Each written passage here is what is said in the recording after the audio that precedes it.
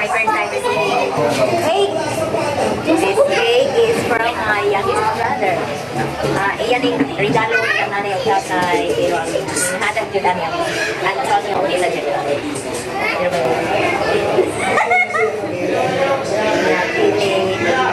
Dibuok sa akong kinabuking. Karoon pa ko nakadaot ang cake.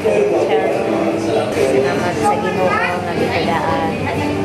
40 plus every katiguangan na. Naman yung mga pamatuno na Mga bata. salamat po sa grasya na